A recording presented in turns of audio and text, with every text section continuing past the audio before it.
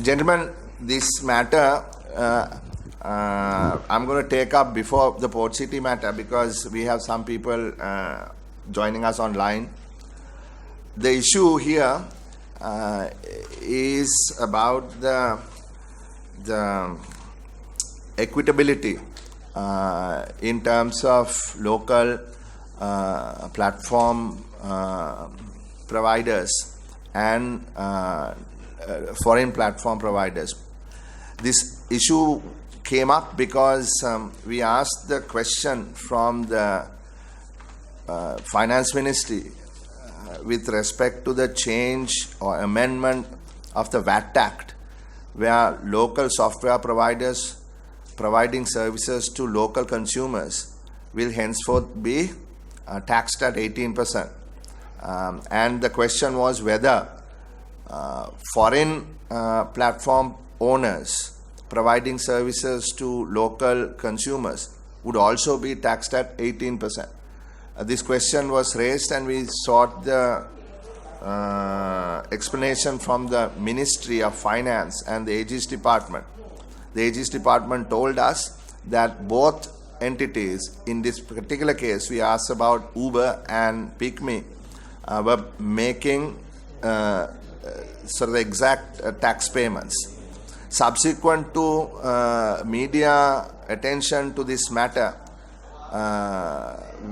it was brought to our notice by local providers that is in fact not the case, and the VAT application was somehow different. So therefore, to be open and transparent, we wanted both views presented here, and for that we've asked Honorable Madhura Vithanage had previously summoned a number of platform providers, and with that list we've invited certain people, and I would like you to introduce yourselves so that we all know who's here. And the short agenda is to understand if there is inequity in the way VAT is applied, because this is the Finance Committee.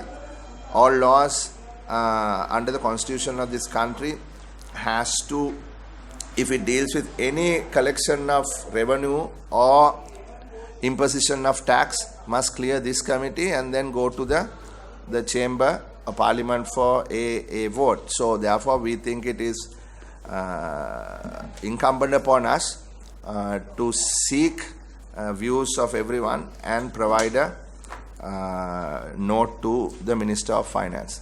So with that, would you kindly introduce yourselves, who's here and who's also online with us? Physical presence first. Ajit Gunawardena, Chairman of PickMe. Jeffrey Zulfa, CEO of PickMe. Varun Vijayawardena, General Manager of Uber Eats. Itisha Mohammed, Public Policy Lead for Uber. Firaz, CMO Daraz. Maria Akparali, Public Policy Manager Daraz. Madhuranga Kulatilaka, CFO PickMe. Then we have gentlemen online. Hello, Edika from the Asia Internet Coalition. I'm also joined by my colleagues Mackenzie from the AIC and also Victoria from the AIC. Would you kindly explain to us what AIC and what your sort of connection to this discussion we are having? Will do, no problem. I think first and foremost, we want to convey our apologies. Our Managing Director, Jeff, is not able to make it today due to a immovable doctor's appointment. Basically, the AIC, the Asia Internet Coalition, is an industry association that promotes the understanding and resolution of internet policies in Asia Pacific. So our members are mostly the leading tech companies of the world, and our mission is to represent the internet industry, participate in stakeholder dialogue between public and private sector, and to share best practices on internet technology and the digital economy. So when you say you represent the technology companies in Asia and Pacific, what are the companies that are members of your alliance, or who do you represent? At least in the case of Sri Lanka, who's physically present in Sri Lanka? Currently, we do have about 16 members. Not all of them are present in Sri Lanka, but I'd say the biggest ones would probably be the likes of Meta, Google, Twitter, or X, formerly known as Twitter, just to name a few. So you represent Facebook, Instagram, Google, all of those guys. Correct. Okay. So we have a fair representation of everyone.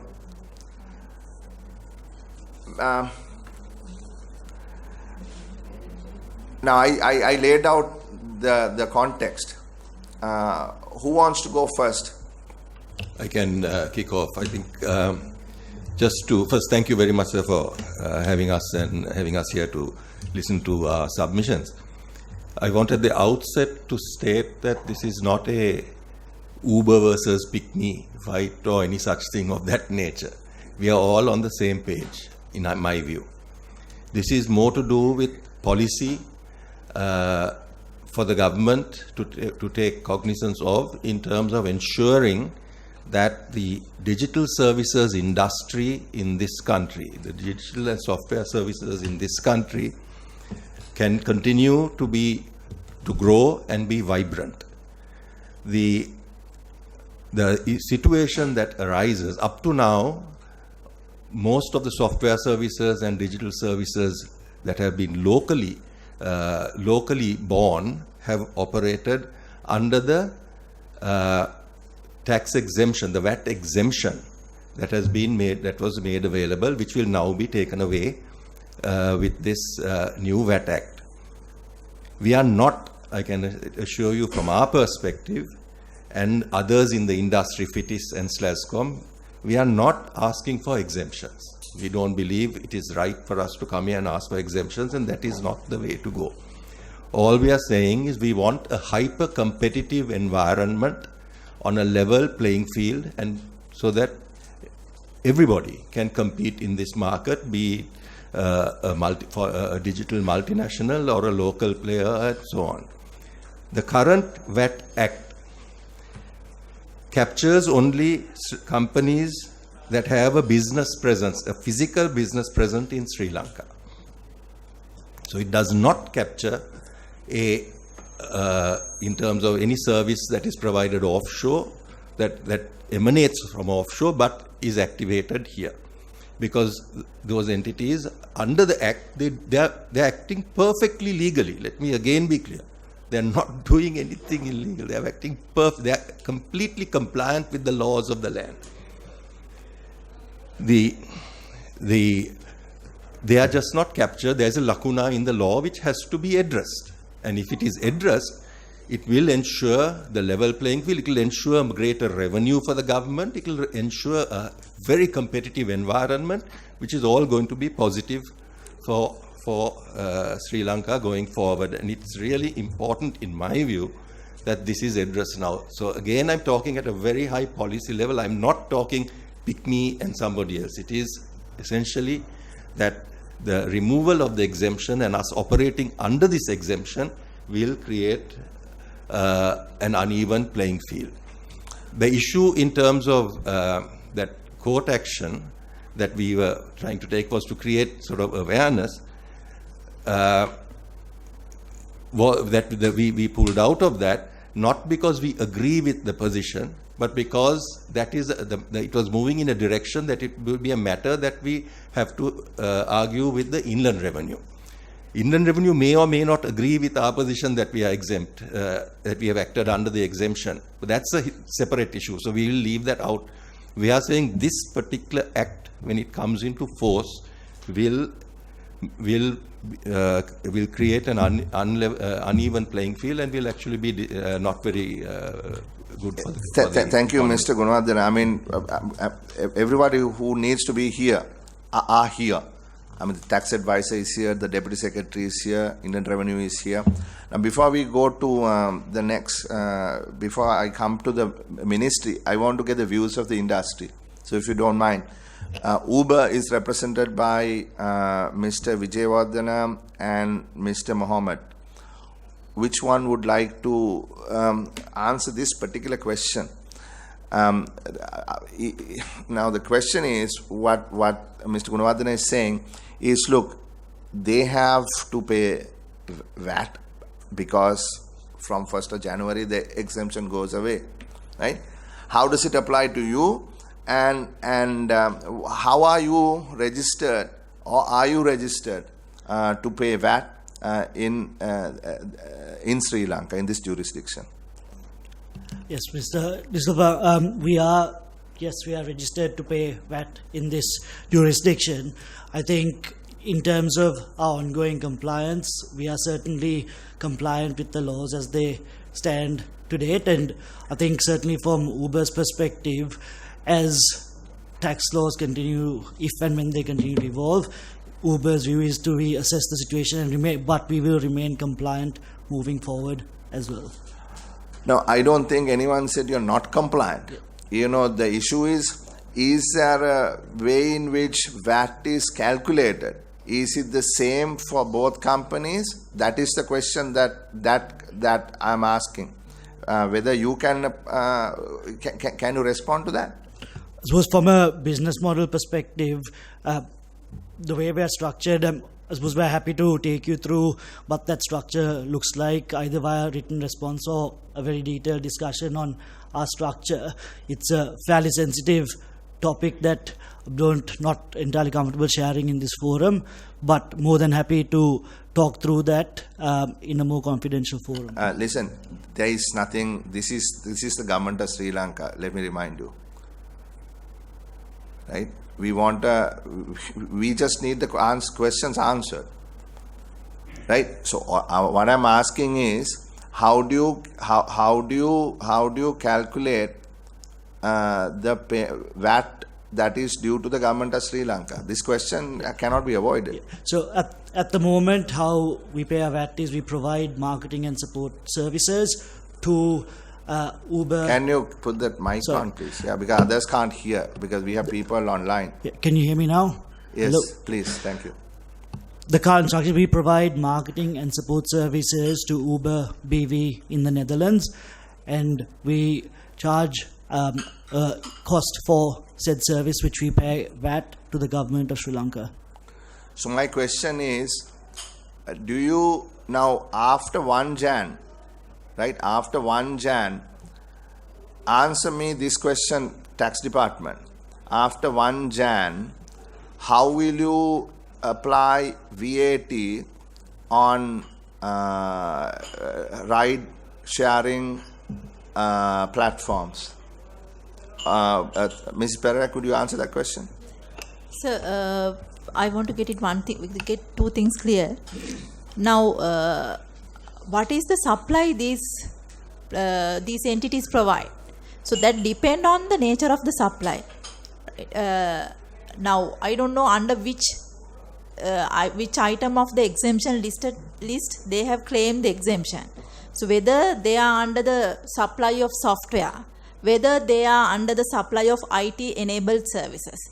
So if we take this IT-enabled services, this was brought under the exempt list from 2020 January onwards.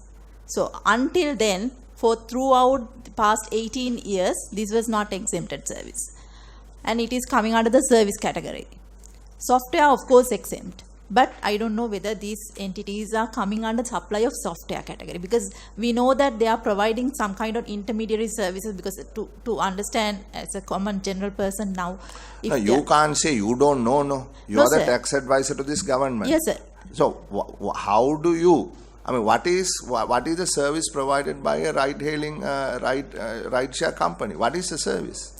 Yeah, if they are getting the commission, their turnover. Sometimes, like if we take certain suppliers, they provide their own goods to the customers, from business to customer. Sometimes business to business. So to my understanding, certain entities, they have paid taxes on, they have claimed exemption under this IT enabled services category. So I think the Inland Revenue, they are doing the assessment and auditing of these companies, and they will be able to show what type of supply they are providing. So that I mean, if you ask me, I use both. I use I use Uber more than I use PickMe. Sorry, but Yeah. I mean I don't know why that is. Perhaps I don't know. I'm just it's not prejudice. It's just I don't know why. But I'm just being honest. But if I use that, then to me I go from A to B. So the service that I get is going from A to B. Now, if you look at the company has people who provide a taxi vehicle and put petrol in it and take that person from A to B, right? Yeah. So that person provides some service and the platform provides another service, right? So what you're saying is, how do you dichotomize this, right?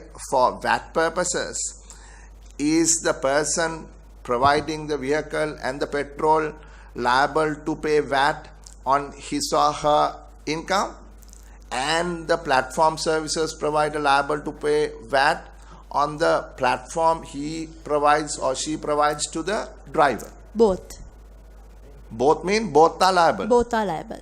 Now, what is the threshold? Threshold also the same. No difference between the threshold for applying for the. No, VAT person. has a threshold, no? Yeah, threshold is the current threshold is 80 million per annum, and So will the drivers have a 80 million? so that depends. Now, if the driver doesn't have this threshold, then he will not be a registered person, and he can't. He Correct. is not, Can you tell me, Mrs. Pereira, if there are any Uber drivers or PickMe drivers in this country who make more than 80 million rupees a year? No, sir. Individual drivers, I don't think we will be able to find. But Correct. there are companies doing these rent services, and if it Rent is services are different, right? I'm talking about the software. Because here, the rent services, there is no software. No? There may be other ride-hailing companies. Yeah. But what I'm asking is, we want to develop this industry. We want Uber and PickMe and everyone else, if there are other companies who want to come here, we want everyone to be here, right? Yeah. For instance, Google. If not for Google, we cannot run our ambulance. Right? I know the absolute essential nature of the services that these guys provide. But we are, under Article 148 of the Constitution, responsible for public finance. So the questions that we are asking is, are we collecting the taxes? Are we collecting the optimum taxes that we can collect? Or is there some loophole in the law, the way the law is written, that people can interpret the law in different ways? That's all I'm asking. Yes, sir. Now, if you take, and this gentleman raised the issue, is the issue of the scope of the VAT. So that is true. I agree with him and 100%, because our VAT is charged on the taxable activities within the country. Any person running the business in Sri Lanka. If a person has not a presence in Sri Lanka, then he will not be within the VAT scope. That is because you know that our VAT law is more than 20 years old, and at that time, during 2002, we didn't have this kind of things, and the VAT is charged on the place of supply based on the place of the person who is making the supply. So in that case, if a person, like if Uber has no presence in Sri Lanka and the supply services being in Netherlands, then they might have been excluded from the VAT system. No, might have been is one. Yeah. What we are talking about is as of 1 Jan 24, no? Yeah. So as at 1 Jan 24 also, if the presence of the supplier is in a jurisdiction that is outside the Democratic Socialist Republic of Sri Lanka, then that person, you are saying, is not liable for VAT. Not liable, because he is out of the VAT scope. Okay. Because that is the very basis of the VAT tax. Okay, right. So hold on a second. Mr. Luthra. Is that Mr. Luthra? Oh, no, Edika, I'm taking over StarTalk's place. Yes. Okay. Would you be kind enough? Now, this is you are the Asian Coalition. You work in multiple countries in Asia and the Pacific, right? You represent the largest companies, online platform companies. What is the general sort of the accepted procedure in the application of VAT on these companies? Sure. If I can just share a couple of key high-level points just for consideration. So what we would like to do is that we can't speak for individual members in particular, but we do have an institutional view on this. So ideally, when we're looking at any VAT policy changes, we need to align it with international standards and best practices. Could you speak a little softly? Could you speak not softly? I mean loudly, but slowly. It's difficult to comprehend. Please, I'm sorry. So when we talk about international standards and best practices, we kind of build the taxes around the key principles of neutrality, efficiency, certainty, and simplicity. So when we look at what other countries in the region have been doing recently, such as Australia, Singapore, Thailand, Bangladesh, most recently Nepal, they've updated their VAT on imported digital service and goods. So what this means is that they apply something called a destination principle in VAT, where the tax is charged on the consumption of the goods and services, where the consumption takes place. So it is not based on supply, but based on consumption. Either goods or services, yeah, where the consumption takes place. So in the case that we are discussing now, the supplier is not in this jurisdiction. So what is the Asian Internet Coalition's position on the I hope I'm not asking a question that is unfair, but do you have a position as the global sort of regional, I guess, not the regulator, but the coalition that works with all of these companies, both local companies in local jurisdictions, foreign companies in local jurisdictions, like the case that we are observing now? Is there a particular position that you take? Yes, so our position is basically based on international standards. So there's two of them that I'd like to raise. The first is OECD International VAT and GST Guidelines. And the second is the OECD APEC Government Toolkit, which you can kind of refer to in implementing the VAT on digital services. I didn't get the second one. You have to speak a little slowly. OECD APEC Government Toolkit. We can send these links to you after the meeting. Yeah. But basically, we understand that you want to level the playing field between the onshore and the offshore suppliers, which is why we call for the taxes to be charged where the consumption of the goods and services takes place. So if it happens in Sri Lanka, then that's where the taxes will be charged. So the person, the supplier, is it immaterial where the supply is coming from? Correct. So whether the supply comes from India or whether the supply comes from Sri Lanka, Asian Internet Alliance's position is that, which you represent all major companies you said, is that the liability doesn't depend on the jurisdiction of the origination of the supply. Yep, and I just want to reiterate again the sentence. We should tax where the consumption of the goods and services takes place. So what the consumption is what in this case? In this particular ride-hailing business, what is the consumption? What are you consuming? It could be either digital services, which is, as you mentioned, ride-hailing services, or it can also be digital goods. For instance, if you subscribe to a cloud service provider. Thank you. I want to request Mr. Marker or Ms. Akbar Ali to also weigh in here as to how you as a local, you have a local presence. You are Correct. probably the largest local platform. Correct. As opposed to, let's say, Alibaba or Amazon, right?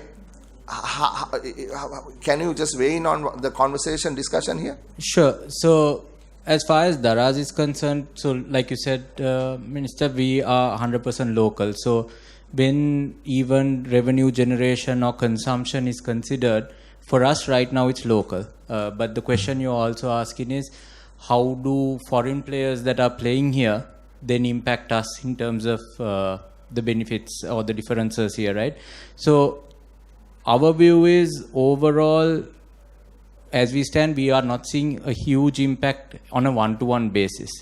That being said, in terms of the topic being discussed here, I think definitely a level playing field is what we need, but where I would weigh in really is how this gets deployed and the mechanisms within which it gets deployed. Let me ask you a direct question. Sure. Suppose I order a pair of shoes, and it is delivered to me from Nike in the US. Right. Right? Now, how is, as suppose I $100 shoes from Nike in Los Angeles, $100 shoe from Nike through Los Angeles through Daraz, one through Amazon. Right. What is the tax that I have to pay if I pick A versus B? It basically, as Daraz, it would be the local tax. So we have a cross-border operation right now with China, where we do sell products from our Chinese vendors in the local market, but all of this revenue gets calculated under the local venture. So meaning the $100 gets taxed? $100 gets taxed locally. If I order through Amazon? If you order through Amazon, again, I can't speak on behalf of Amazon, but my experience when you buy on Amazon is there is a customs and thereafter certain tax withheld at the point of transaction, but I don't know what happens beyond that. Mrs. Pereira. So that means in that transaction, the what I'm consuming is a pair of shoes. Yeah. I'm using one platform versus the other platform. It does not matter. I have to pay the tax on the $100 Correct. plus the administration fees. Correct. Since these are good supply, then It doesn't matter. Yes. Only in the case of services. Services, correct. Right. I want to come back to the representative from Uber. Now, having heard this, what do you have? I mean, what's your reaction? You have something to add? No, I think there is clarity, I suppose, in this room in terms of how the current and proposed VAT amendment is going to work through. I think certainly from an Uber perspective, it is really for us to see, does this, if and when the tax situation does change, how we respond to it. At the moment, like has been mentioned, we want to make sure that there is a continued environment that we can invest in, but certainly nothing further to add to what's being covered. I think there's clarity on how we pay our current VAT and what's due. Yeah. So, okay. So the conversation comes back to the government of Sri Lanka. Deputy Secretary of the Treasury, it's your responsibility now to ensure that, we would want... Okay, I'm going to stop there, and I'm going to ask any final thoughts from the Asia International Coalition. You heard the discussion here. Please go ahead. If it's possible, would it be okay for us to send you some of the resources on the international standards? For instance, the OECD, it gives you how you can do the vendor collection mechanism. So everything is kind of spelled out on how everyone is doing it internationally and following the global best practices, just as to use as a reference as you're building up your implementation framework for this. I would appreciate that. Before I go to sort of conclude this with the Secretary, would Honorable Vithanage or Honorable Veerakodi? Yeah, Chairman, the same operation we identified with Lanka Clear versus Visa and Masters, that if this is not corrected, local companies will go to Singapore and they can set up a company there and work here like those global platforms. That's why we want to clear this. And I want to ask, has anyone in our country conducted a study on how other countries can collect taxes through such global platform? I mean, Honorable Vidhanake's question is valid, and any smart investor would we do can that. do that. Anybody can do that. Oh, They can that's why relocate. we want to protect our local Yeah. platform. Otherwise, no point, no waste of our things. Yeah, they can do that, but they don't have to go there. They can go to Port City if that's a. We can call the Port City guy, and you can participate in that conversation. No, it's simple. No, why does he want to set up here? He can set up at Port City. yeah. Match, game over. You won't get any tax. And as per the laws of Port City, you can be physically present outside Port City. Yeah. And operate subject to Yeah. laws related Finance to Port Ministry City. So Yeah. we will Totally be responsible for this. Yeah. So we are going to conclude. Before I ask the tax advisor to the finance ministry to make us sort of observations and the way forward, is anything anyone else wants to add? Okay. No, I think the point I was going to make has already been made. If this is going through, we have already started exploring the opportunity of setting up outside. And it's not too complicated to do that, which means tax revenue will shrink further. And it will continue to shrink to zero. And remember, sir, we are talking about a digital economy. We are talking about digitization. We are talking about a digital ecosystem. All of this will not take place here if this level playing field is not addressed. The good case study is Grab. In Singapore. Yeah. Right. Now, this is a serious matter. And let me tell you, we need investors to come into this country. We don't want a country where we don't have Google, we don't have Uber, we don't have Facebook, we don't have Twitter or whatever it is. We don't want that. We want them here.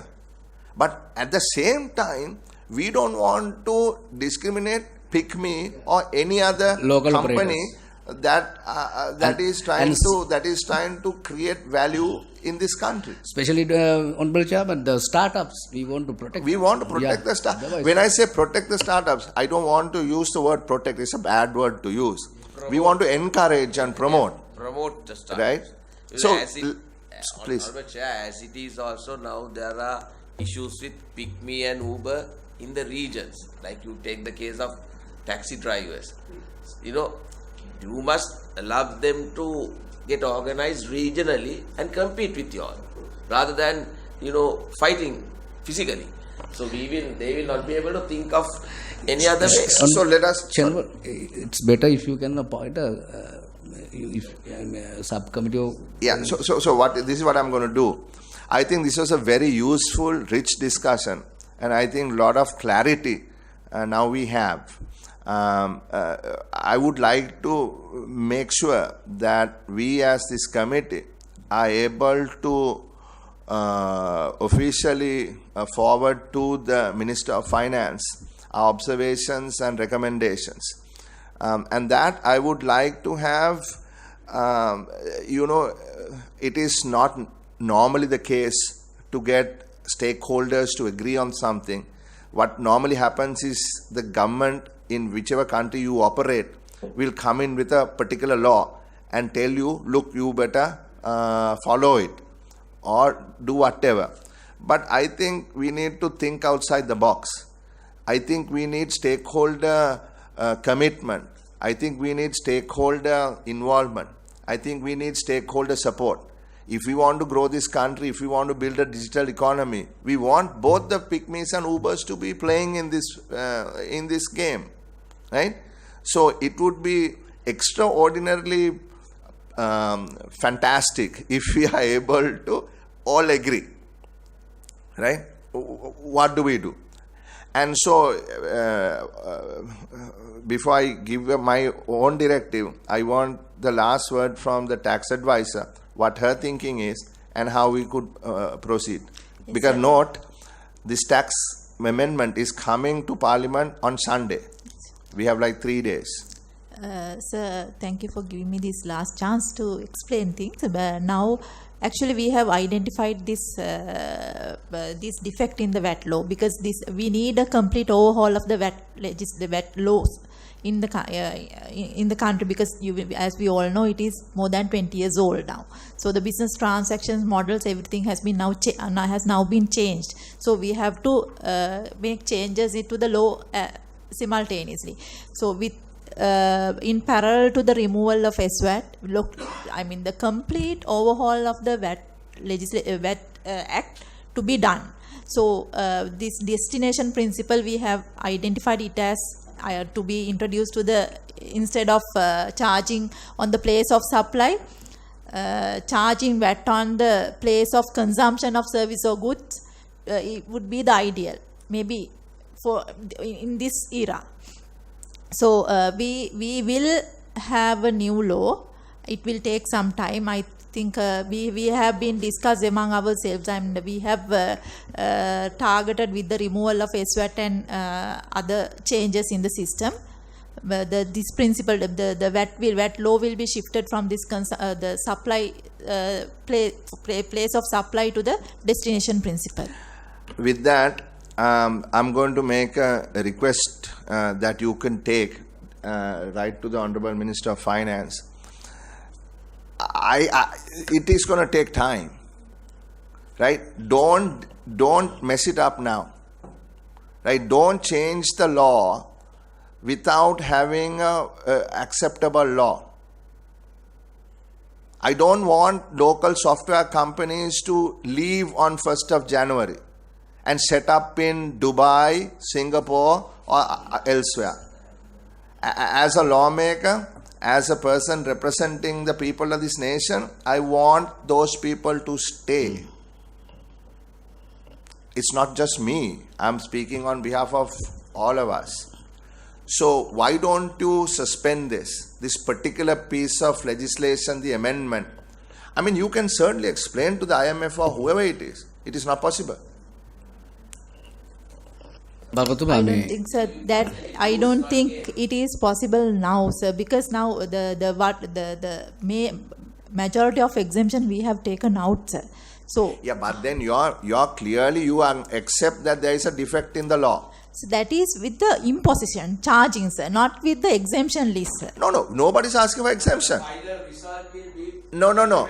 Nobody's asking for exemption. No one is asking for VAT exemption. All what we are saying is that the way in which you implement this thing has to be there. Now, for instance, why did you postpone the SWAT? Because you said there is no proper refund system. That is why you postpone the implementation of SWAT by 12 months. What I am saying is, go ahead and make the change. It's no problem. But the implementation of it, do it when you have the new law. I mean, I'm not asking for VAT exemption. Nobody wants VAT exemption. Does anyone here want VAT exemption? Uber, do you want a VAT exemption? No, we don't have a view on that now. These people don't want a VAT exemption. We're very clear up front. They're not asking for exemption. Sababatuma, then I'll tell you one thing, that Lanka Clear and Visa and Masters are doing same business. I heard Lanka Clear paid nearly 1 billion as taxes that Visa and Masters are not paid any single cent.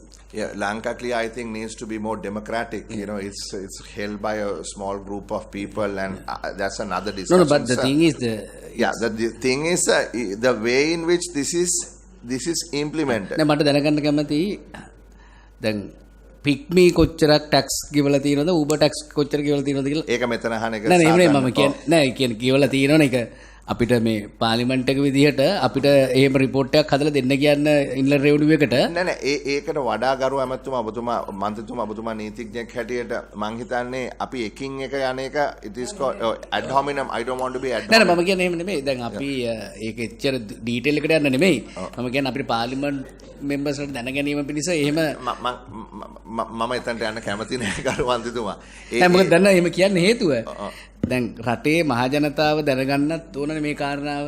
මොකද දැන් මිනිස්සු සමහරලාට දන්නේ නැහැ. පොදු මහ ජනතාව දන්නේ නැහැ මේ ඔපරේෂන් එකේදී එක කම්පැනි එකක් ටැක්ස් ගෙවනවා තව කම්පැනි එකක් ටැක්ස් ගෙවන්නේ නැහැ. නෑ. හැබැයි they are doing same business.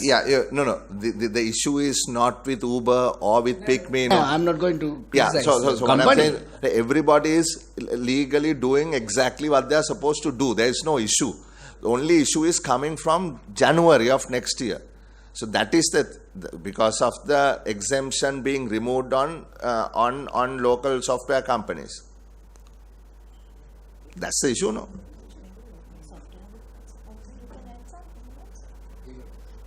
So, No.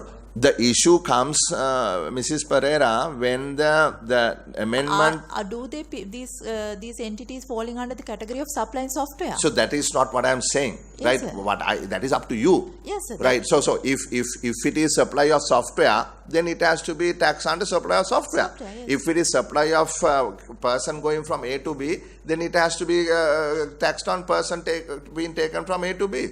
So you can't have one A company paying for one service and B company paying for another part of that service. That's all I'm saying. So it is not in the way the law itself is written. I think it is the way in which it is interpreted by the tax department and the various players in the industry. So what I'm saying is that there has to be one way in which this law is interpreted, and make sure that everyone interprets the law in the same way. Is that an unfair thing to ask? It could be done because there is an interpretation committee or the ruling committee in the Inland Revenue. They will look into this and... Right. Can you do it before the 1st of January? Can they interpret the law before the 1st of January? So actually what is to be interpreted? What is to be interpreted is this. There is a service being offered. That service is dichotomized into two. This is my understanding as a layperson. Those two are mutually exclusive in the way it is determined for tax purposes. One is providing a software for various people to sort of go on a platform and then decide whether I want to provide my services to that platform. Or to provide a service through that platform. That is one service. The other service is the person who is supplying the car and the gas and the labor and all that to provide the service of taking the person from A to B. Now, are these two services mutually exclusive or not? So, are you breaking down this service into service of online, software service and physical right service? Or are you putting it together? Now, it doesn't matter till the 1st of January because where the supply comes from is immaterial. It matters after the 1st of January because where the supply comes becomes material. Because if the supply is coming from Sri Lanka, then A and B becomes one. If the supply comes from outside Sri Lanka, A and B continue to be separated. That is the way I see this law. So there has to be clarity in this law. All I'm asking is, can you provide that clarity to the Department of Inland Revenue? Because this applies not only to these two companies. Because we just realized it doesn't apply to the company for Daraz and others because they are only supplying goods, not services. So it applies to all companies that provide services. Right? So, can you give us the clarification before the 31st of December?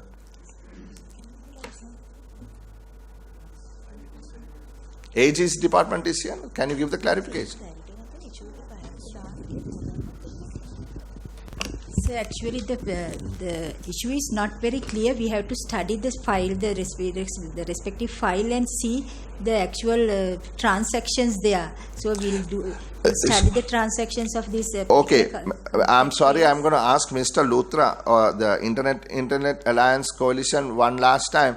Would you be so kind to share with the Ministry of Finance in Colombo the practices of the countries that have such operations in this region?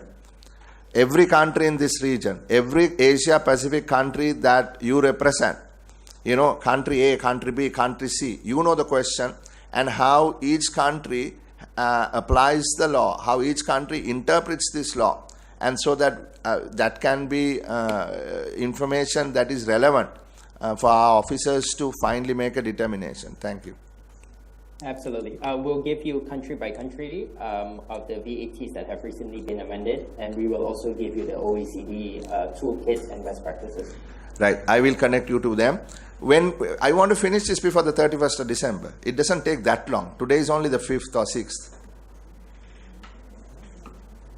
Everyone goes on holiday before the holidays. When can you do it?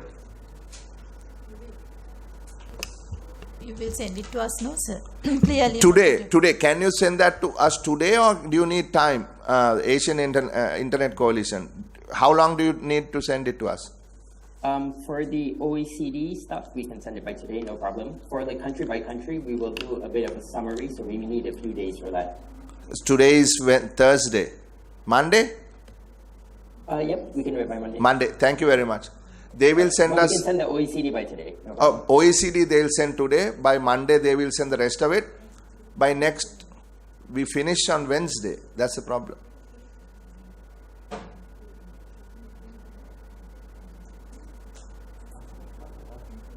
Actually, I still not understand what is the real issue. Okay, you understand the issue. Now I don't have time again to go ahead. Explain. I think the issue is very clear. What is the services being provided? Does the service, when I pay, right? When I pay for my ride, do I pay for the ride and the software service?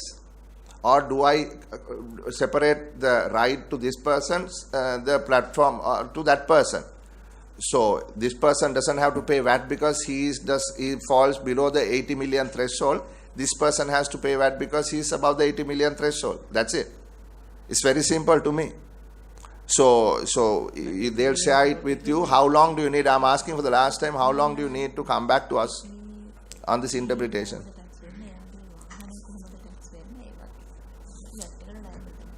I mean, you are the smartest man in the finance ministry, Mr. Seneviratne. I know you are bluffing here.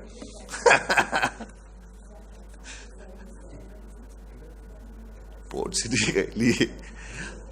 Yes, please. When? We will have this study with the inland revenue, because we have to see what type of services they are providing. So you can't say just black and white. This guy provides software and this guy provides a vehicle, because there are a lot of other facts to be looked into. So we will discuss. Sri Lanka is not unique. Yes, sir. Right? That is why I asked the Asian International Coalition. These services are provided in every country in this world.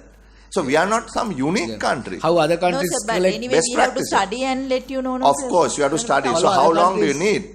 Their practices, other countries.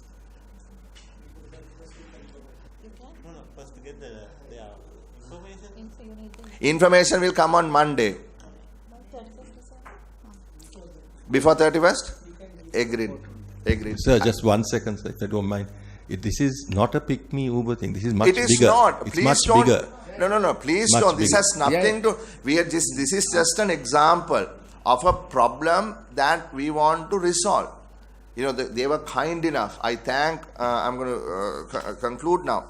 I want to especially thank the Asian Internet Coalition for participating in this discussion.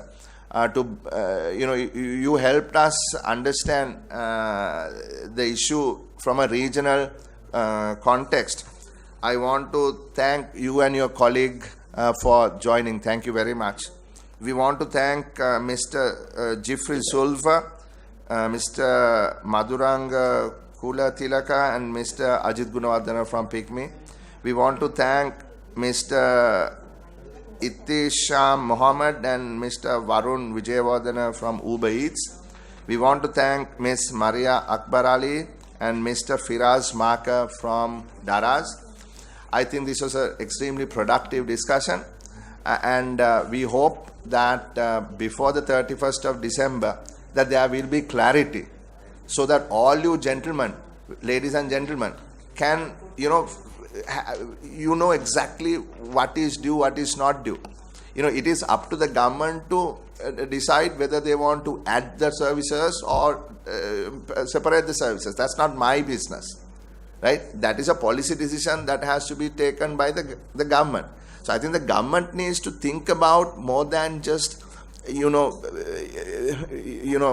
revenue collection right now. I think the government should consider an opportunity for software to grow. We need a digital economy. So encourage digital services providers and tax them on the service that they provide. Tax them on the service they provide. Because lots of people who are providing various services are not taxed. The three-wheeler guys probably, if he's not part of Uber, PickMe, he doesn't pay any tax, right? So think about all those things and come up with an interpretation.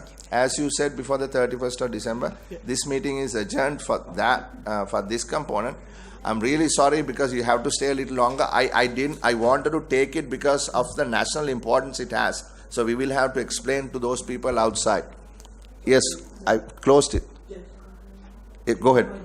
One comment. Thank you for the invitation to participate today. Really good to have some clarity.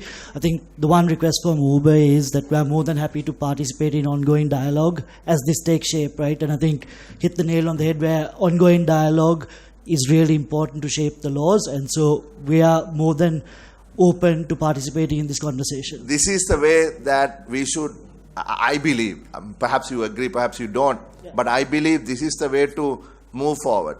Get every stakeholder on the same page. It's better this way. Strong agreement from Strong Uber. agreement. So I will tell them to keep you in the loop in the next 2 weeks. Thank you very much.